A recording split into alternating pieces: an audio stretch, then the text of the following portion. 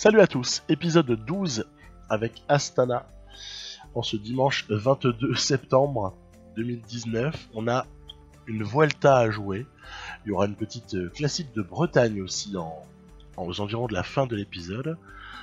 Et c'est vrai que cette équipe, vous avez pu le voir à l'épisode précédent, qui était vraiment sur le recrutement, elle est orientée autour de 4 hommes. Cort Nielsen, Lopez, Fuglsang et Lutsenko. On a jusque-là des performances pour ces 4 hommes qui sont plus que sympathiques. J'ai pas tout mis, mais j'ai mis l'essentiel. C'est vrai que Fuglsang a déjà fait une saison faramineuse. Lutsenko, on sent qu'il est en train de préchauffer. Cort Nielsen, qu'on retrouvera aussi avec Lutsenko du côté de Plouay, vers la fin de l'épisode, je l'ai évoqué. Cort Nielsen fait une super saison. Et Lopez, on l'attend sur cette Vuelta. Une Vuelta sur laquelle on a pu s'extasier un petit peu ces dernières semaines. Pour ceux qui aiment le vélo, qui ont regardé la course, qui ont Eurosport aussi, ou qui ont des moyens de streaming. Parce que il s'est passé des trucs presque tout le temps.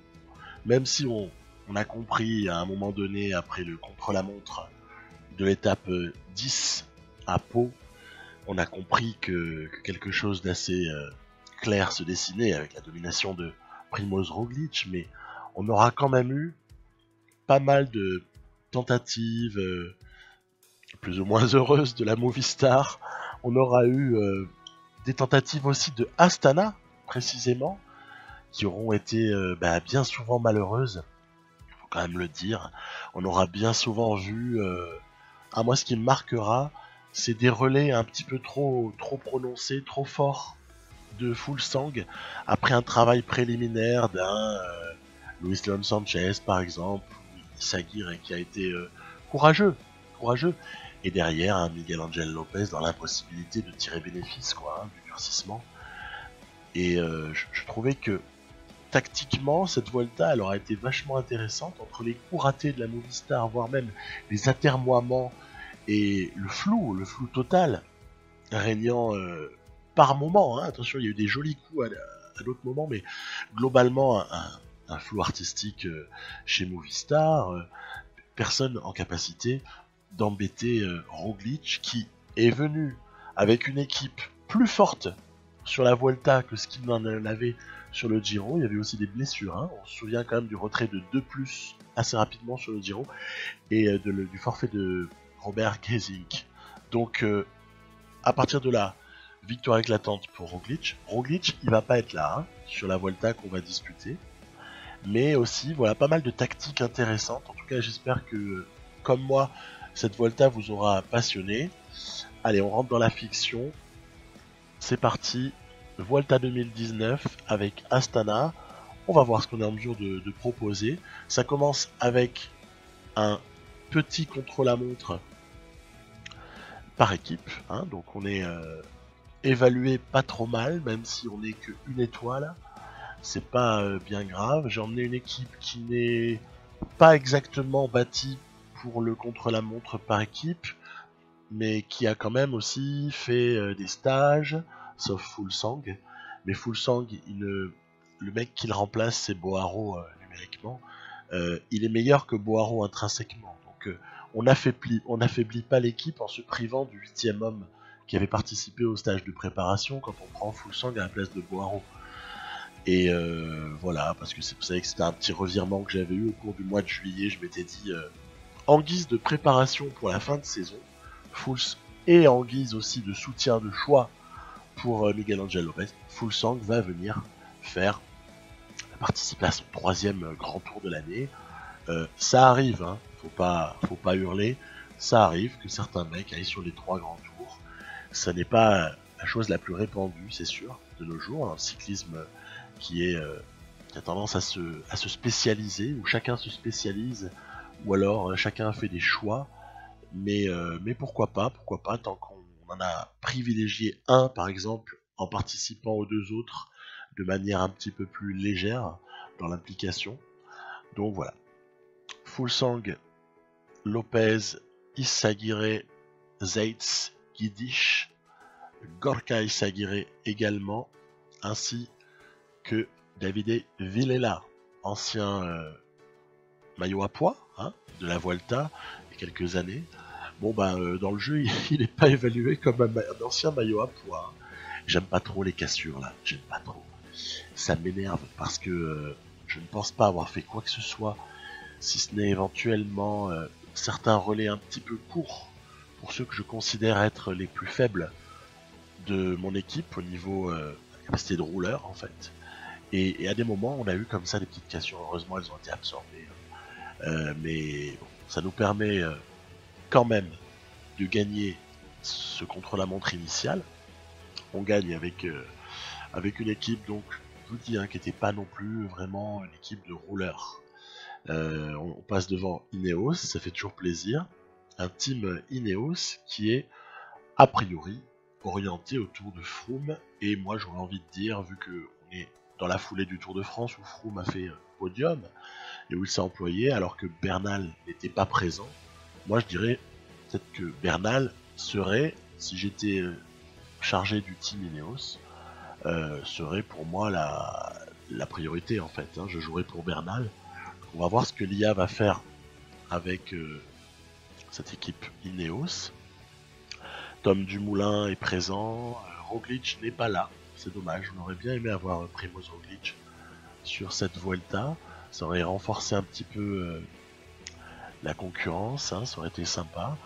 Donc du côté de Jumbo-Visma, c'est Kruijswijk qui est le leader. Bon, très bien, il y a Wout van Aert qui est présent, pas pour le leadership, mais il est là. Et on est dans l'étape 2. Alors, vous savez que l'étape 2, dans la réalité, c'est l'étape qui a donné lieu à une victoire quand même, excusez du peu, sur ce terrain-là, de Nairo Quintana, qui s'échappe sur la toute fin d'un petit groupe de gens qui ont pris pas mal de temps aux autres au sortir d'une double difficulté finale, je dirais.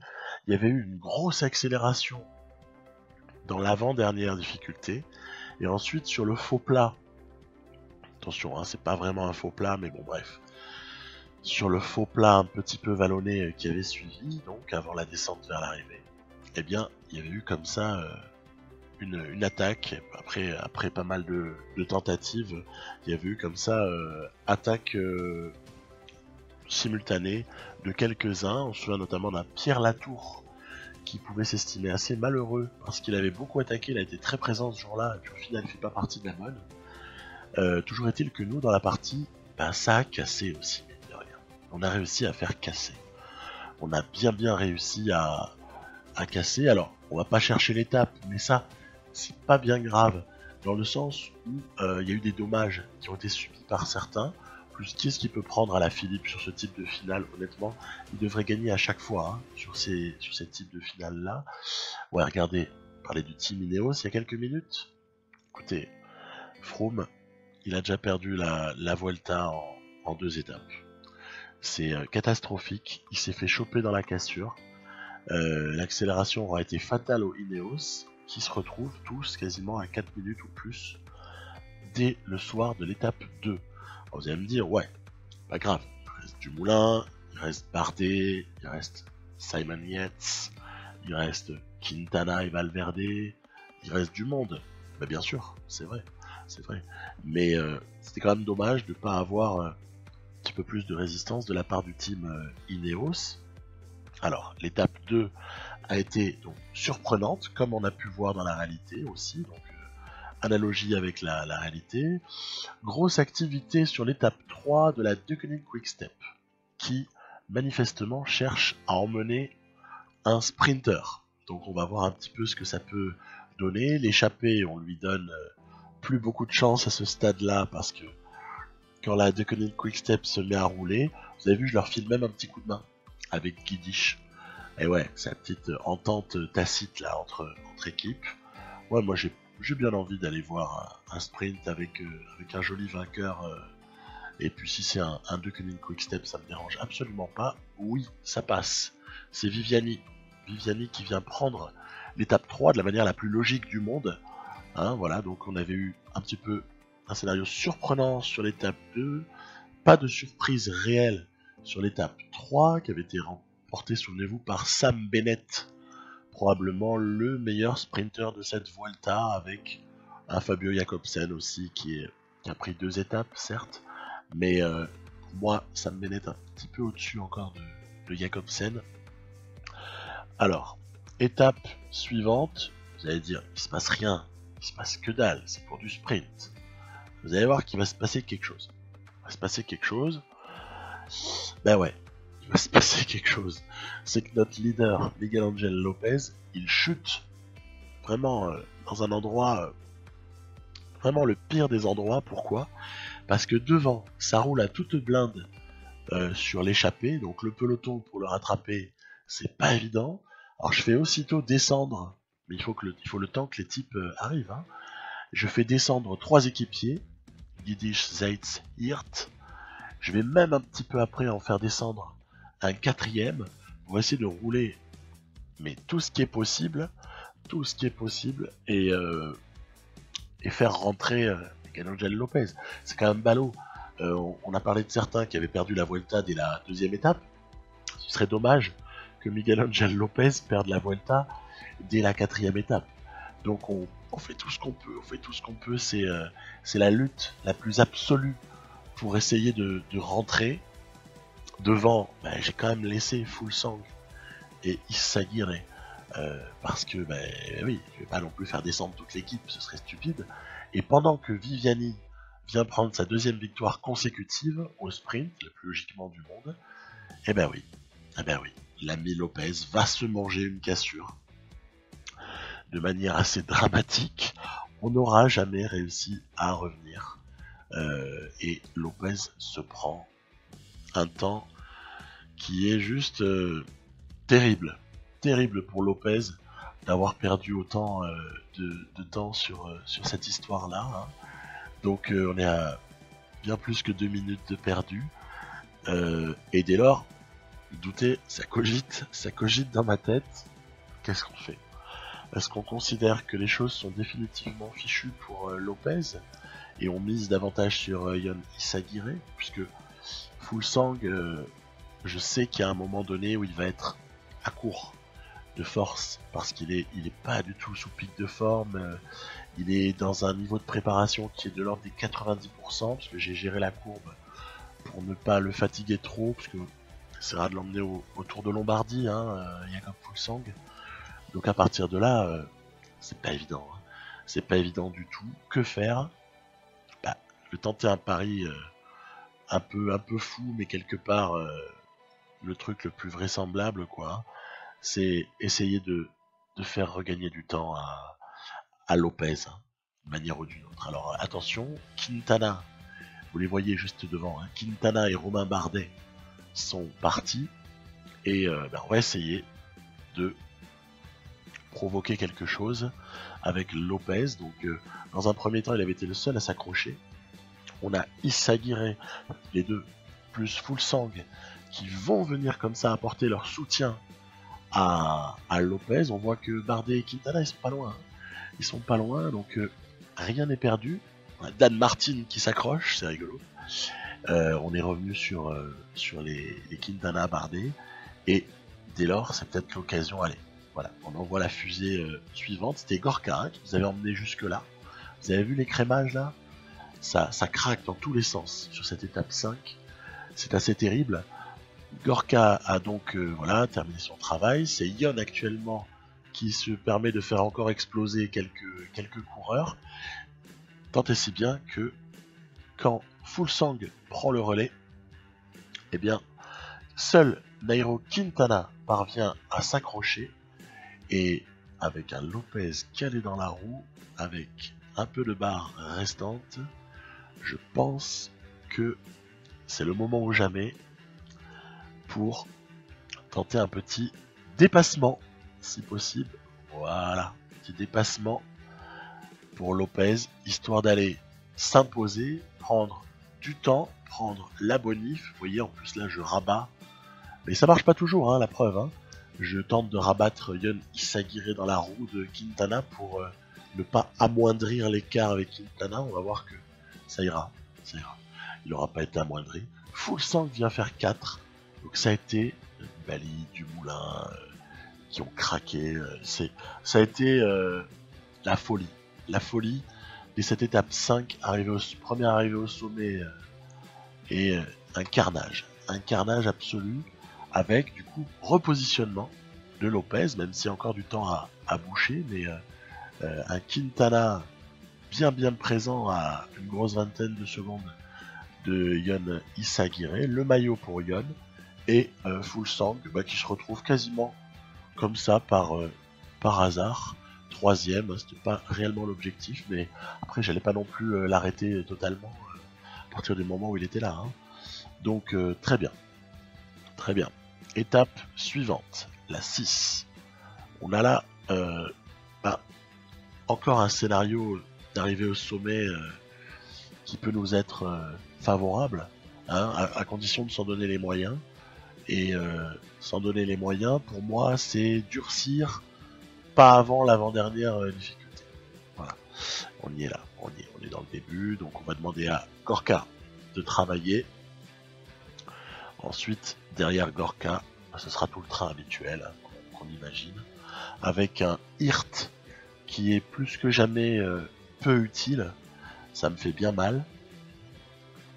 Un Yon Izagirre par contre, qui a un moteur dans son vélo, hein, tellement il marche, il est juste incroyable.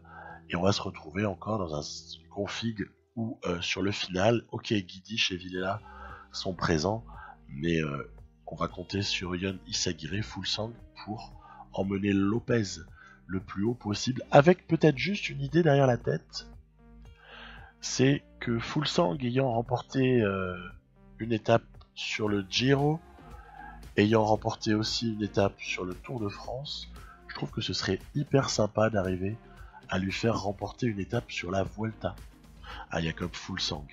On va donc, si c'est possible, voir si on est en capacité de lui offrir celle-là ou une autre, suivant les cas. Et donc là, je me dis, allez, la victoire de Fuglsang, c'est parfait.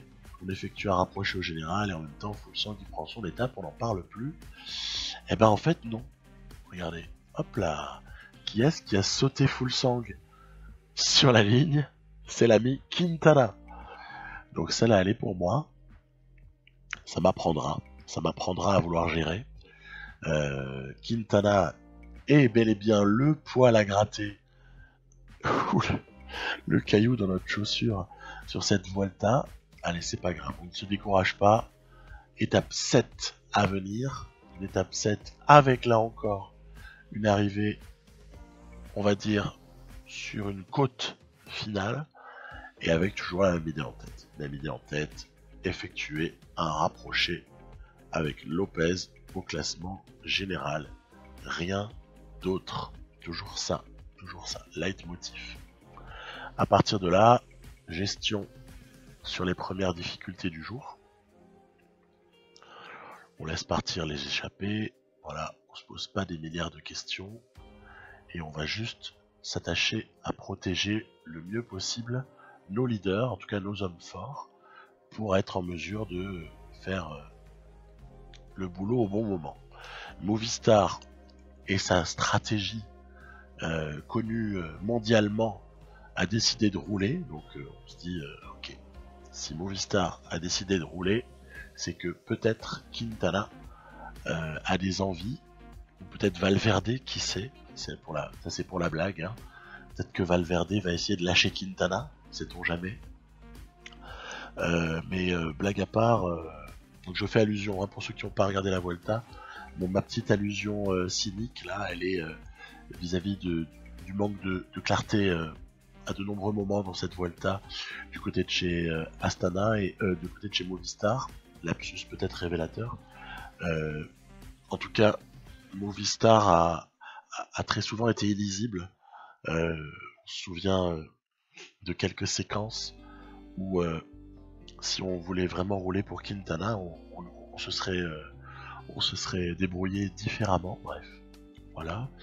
On arrive dans le final avec un groupe resserré de coureurs, supérieur aux environs d'une trentaine, on va dire, voilà, à vue d'œil. Et c'est parti, attention, attaque de Quintana, attaque de Bardet, bref, vous avez compris, tous ceux qui ont des jambes, ils y vont. On va pas s'affoler, on va pas s'énerver, ça sert à rien. On va essayer de reprendre tout ça calmement. On va reprendre tout ça avec notre travail. Vous avez vu en plus, j'avais encore quelques équipiers. Bon, il leur restait plus grand chose dans les jambes, mais on avait encore des gens pour effectuer une légère protection. Et là, il y a une information capitale. Maillot vert, là. Vous voyez le maillot vert? Maillot vert, il est en train de souffrir. Et maillot vert, c'est Quintana. Hein. Donc, à partir de là, il y a peut-être quelque chose à gagner sur cette étape. Et peu importe la victoire d'étape, je dirais surtout, il y a peut-être du temps à reprendre sur Quintana. On va essayer de le faire. Donc, Izagirre va accompagner Lopez et Fuglsang pour essayer de gagner du temps. Qu'est-ce qu'on fait au final? On va laisser Izagirre, voilà, on va laisser Izagirre avec Quintana et on va travailler, on va partir à deux. Ouais, en fait, Fuglsang, il restait plus grand chose, c'est pour ça que j'ai pas pu réellement le faire bosser. Là, j'ai plus visé un petit rapproché au général. Et normalement, Lopez va pas gagner l'étape, c'est pour Bardet, mais il va gagner du temps sur Quintana, puisque vous voyez que Quintana n'est même pas dans ce deuxième groupe là, il est dans le troisième groupe. J'ai calé Yon Izagirre dans la roue, histoire de surtout pas faire gagner du temps à Quintana.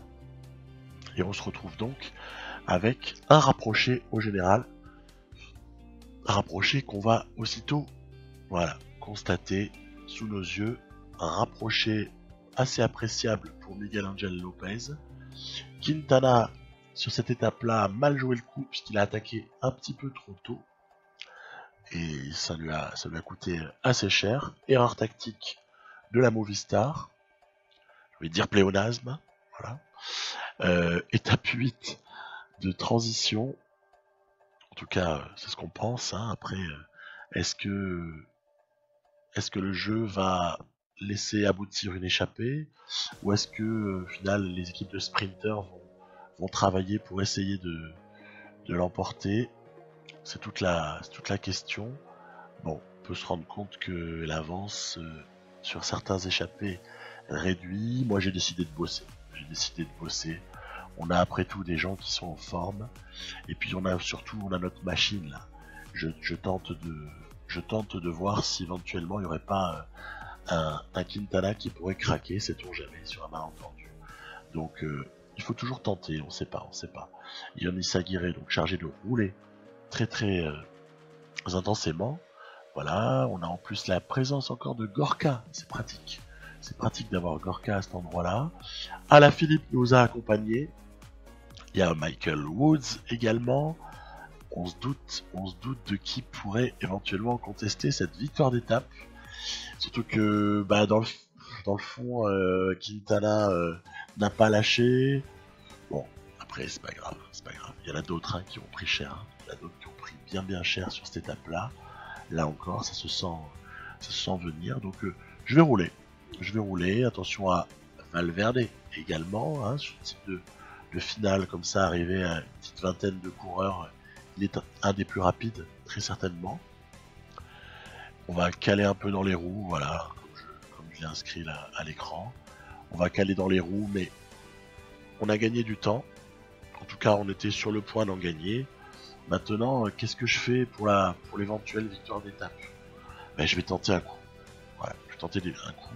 Parce que je vois que le temps, je vais pas en gagner beaucoup sur les gens qui m'intéressent. Par contre, au sprint, Gorka, il est battu. Il est très certainement battu. Du coup, je me dis, ok, s'il y a quelqu'un qui veut rouler, allez-y, ne vous gênez pas. Sachant que il y a peu de soutien pour les principaux rivaux pour la victoire d'étape. Je pense à Valverde, évidemment, à Dan Martin, à Alaphilippe, voilà, qui pourraient être des punchers capables d'aller chercher ça. Et regarder au final, pas grand monde a accepté de rouler. Ce qui fait que il va aller la chercher son étape, Gorka. Donc, très satisfait de cette victoire d'étape, parce que elle vient au final exploiter une situation dans laquelle est-ce qu'on avait vraiment mieux à gagner sur cette toute fin là? Non, très clairement. Donc je suis très content de l'avoir prise. En plus, ça récompense un type qui aura été irréprochable toute l'année. Donc nickel, rien à dire. Petite pause avec la Bretagne classique. On est changement de décor total.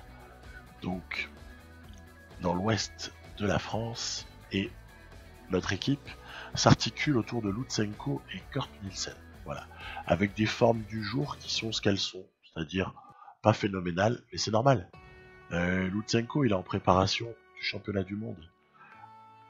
Je ne vous cache pas que Kurt Nielsen, il est aussi en préparation du championnat du monde, mais pas avec moi. Mais je lui ai prévu un pic au championnat du monde à Kurt Nielsen. Comme ça, si jamais le scénario de course faisait que il puisse y avoir peut-être une entente d'équipe internationale. On pourrait peut-être discuter. On verra bien. Quoi qu'il en soit, on n'en est pas là. Ouais, petit chemin de terre là, c'est intéressant. Petit chemin de terre sympathique sur cette classique. Voilà, de Plouay. Bon, il n'y a pas beaucoup d'écrémage, hein, faut quand même le dire. Je fais un peu rouler, mais je suis pas non plus super équipé. Mais mes équipiers, vous savez, ils sont assez modestes, hein, que ce soit De Vries, que ce soit Hull, Ballerini, il est encore un peu en développement, Fominic, Grousdef, vous avez compris quoi, hein, d'accord. Donc tenter vraiment un gros durcissement, c'est pas évident. Par contre, dans le final, je vous promets, on va être là. On va être là et on saura piquer, j'espère, au bon moment. En tout cas, c'est vraiment l'objectif. Allez, c'est parti. On y est dans le final. Petit virage à gauche. On va emprunter un dernier passage là dans un instant sur un chemin de terre avec Lutsenko qui va emmener Kurt Nielsen dans sa roue. L'idée étant de voir ce que ça engendre. Est-ce qu'il y a comme ça un écart qui va se faire avec ou une cassure tout simplement. Déjà ça m'irait une cassure. Une cassure m'irait bien dans l'optique d'emmener Kurt Nielsen à la victoire sur cette classique de Plouay. Attaque de Vakok, pas trop inquiet. En plus Kurt Nielsen n'a pas voulu prendre la roue. Donc c'est pas grave, on va se reconfigurer. On va se reconfigurer pour emmener Kurt Nielsen au sprint. Donc via Lutsenko, hein, bien évidemment. C'est un peu embouteillé, hein, c'est un peu délicat. On n'est pas dans les meilleures dispositions pour s'imposer, mais on va aller quand même d'un boyau. On va aller chercher cette classique de Plouay avec Kurt Nielsen qui aura eu quand même la vitesse nécessaire dans l'emballage final pour venir glisser son vélo un tout petit peu devant, voilà, un adversaire infortuné. Ok, très bien. Donc, pas une concurrence immense, mais on l'a prise. C'est tout ce qui compte pour moi, c'est prendre des victoires dans ces situations-là, ne pas me faire damer le pion, bêtement. On retourne sur la Vuelta. Étape 9. Elle est pas mal celle-là, non? Arrivé au sommet, et on approche de l'Andorre, on va être en Andorre, hein, sur la fin d'étape. Bon, assez sympa. Là encore, tiens, petit échappé qu'on connaît. On connaît bien ce monsieur, Chris Froome, est échappé avec Sam Omen et notamment aussi Pozzo Vivo. On va laisser faire Movistar qui a l'air d'avoir des fourmis dans les jambes parce que vu la manière dont le classement est resserré, c'est-à-dire qu'il y a 4 hommes en 17 secondes, hein, j'accepterai de perdre du temps avec Fuglsang et Yon Izagirre sur Quintana. J'accepterai de perdre du temps si et seulement si j'en gagne avec Lopez. Ou je n'en perds pas avec Lopez, mais je n'ai pas eu d'autre opportunité que faire perdre du temps aux autres parce qu'ils auront dû sacrifier. Sinon, l'objectif c'est vraiment d'essayer de déstabiliser Quintana. On va voir si c'est possible ou pas. Quand je suis avec une forme du jour +2 avec Lopez, alors qu'on est en +3 minimum prévisionnel, hein. C'est pas génial, c'est pas un bon tirage. Par contre, Izagirre, il a l'air vraiment au sommet, il est à +5, ok. Le maillot joue un peu, hein, pour 1 point. Il joue pas pour un écart pareil, hein, mais par contre il joue un petit peu dans ce plus 5 pour Yonis Aguirre. Full Sang, à la limite, il est heureux, lui, avec un plus 1, puisqu'on avait du 0 prévisionnel, donc on s'en sort pas mal. Bref, je laisse faire Movistar, puisqu'ils sont tellement experts au niveau tactique, ils veulent prendre la course en main, qu'ils la prennent. Moi, les échappées qui sont devant ne m'intéressent pas. À part si l'échappée prenait 15 minutes, ça m'embêterait, oui, parce que Froome, il est à 15 minutes au général. Donc à part ça, ça m'intéresse pas cette échappée, il n'y a pas de souci. La victoire d'étape, grand bien leur en face, s'ils ont envie d'aller se la partager. Moi tout ce qui m'intéresse c'est voir s'il n'y a pas un moment où il va y avoir une faille dans la tactique Movistar. C'est vraiment ça. C'est nos adversaires, hein, très clairement à ce stade-là. On regarde ce que fait Movistar et on essaie de s'adapter. Après, ils sont venus sur la Vuelta Movistar avec une très jolie équipe. Il y a Mikel Landa à 83 montagne en équipier. Il y a Carapace, je sais plus, je crois qu'il a 81 là, en montagne comme équipier. Il y a, allez, je vais faire une blague, il y a Barbero. Pour ceux qui ont regardé la Vuelta, hashtag Pogacar prend 1,40 sur une fin de col parce que Barbero est en train d'emmener le groupe Maillot Rouge sous les sourires amusés de Roglic et autres Astana. Bon, Barbero il est là, c'est pas lui qui va être le pion essentiel. Non, il y a Soler aussi, il y a Valverde. Alors, on peut se demander un petit peu quelle partition essaie de jouer Valverde, parce qu'on le voit beaucoup présent à l'avant. Bon, on a repris Sam Omen, donc devant, oui, parce que vous doutez bien qu'il y a un moment où je passe aux commandes, hein. On a bien compris qu'il restait plus grand chose dans les cannes de tous les Movistar, mis à part Quintana. Et on va essayer de pas faire sauter tout le monde avec un gros relais de Full Sang. Hein, l'avantage là, c'est que on peut un peu se refiler le truc. Hein. Full Sang, voilà, à donner. Je le recale un tout petit peu dans la roue, voilà. Ça, c'est parce que j'ai envie de d'abord faire donner Yon. Dans ces cas-là, des fois j'ai petits allers-retours en fait. Hein. Bon là c'est pas le cas, Full Sang ne pourra plus revenir, hein, mais ça m'arrive de donner relais à l'un, puis à l'autre, avant de faire terminer celui à qui reste le max d'énergie. Attention à Quintana, on va surveiller s'il est possible de prendre sa roue. Il faut attendre un tout petit peu avant de pouvoir la prendre, la roue de Quintana. Vous avez vu, au passage, c'est ce que je disais en début d'étape, hein, j'ai été obligé de sacrifier Full Sang parce que Quintana a de grosses jambes sur cette étape. Il suffit de voir à quel point il a vidé la barre de Lopez. Et j'ai même dû sacrifier Yon Izagirre au passage. Donc Quintana, solide, hein, solide. Pozzo Vivo gagne l'étape. On va quand même aller faire la 3ème place à Quintana. Quand même, on va pas la lui laisser non plus. Hein. Et puis derrière, ben voilà, ça va manger de l'écart, hein, comme d'habitude. Hein. Full Sang, il va se prendre un écart. Yon Izagirre s'en prend un plus petit, mais au général, il y a une petite tendance là qui commence vraiment à apparaître.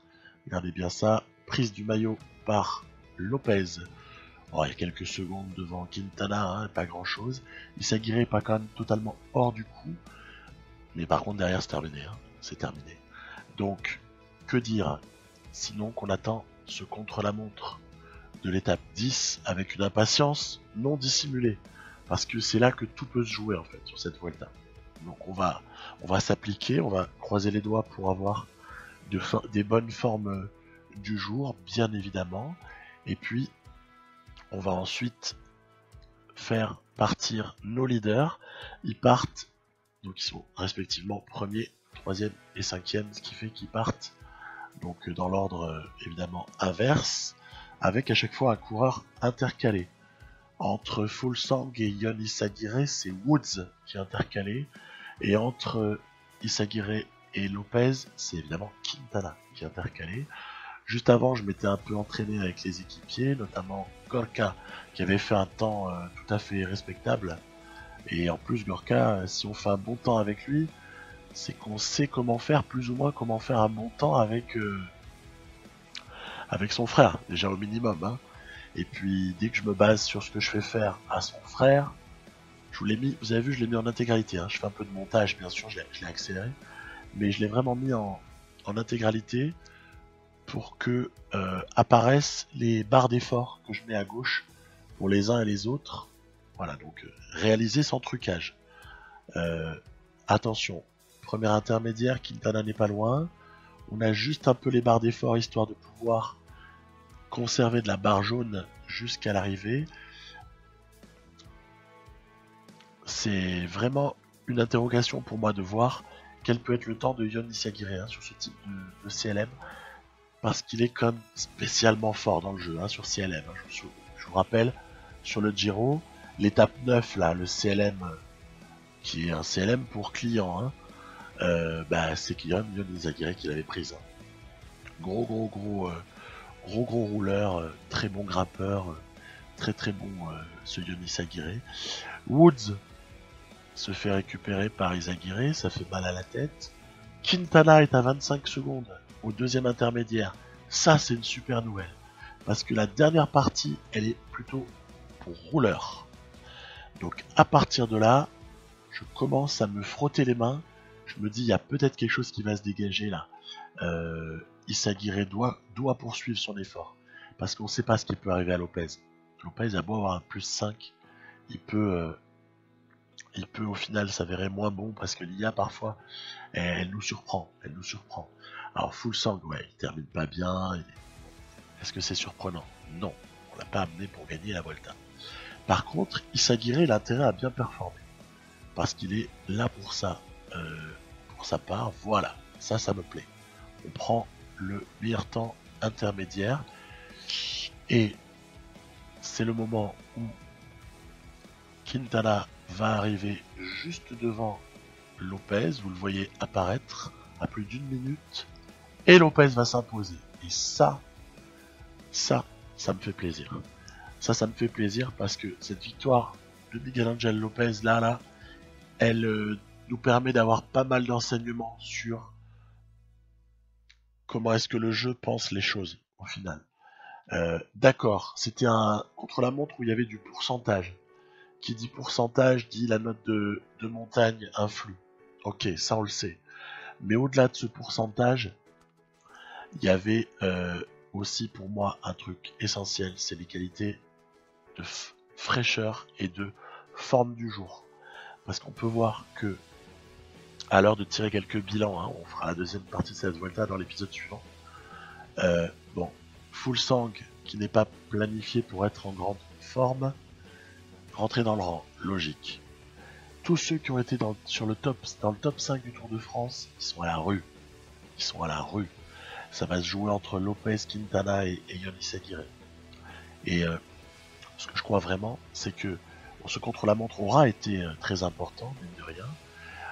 On peut déplorer que l'IA fasse des erreurs de préparation, ça c'est clair. C'est vraiment dommage. Je pense qu'il y a aussi une question de fraîcheur, comme je disais juste avant. Parce que Bernal, il devrait être présent dans les premiers, il n'est pas. C'est pas normal. Il a couru, il a été en Pologne, il a fait des trucs qu'il n'aurait jamais dû faire.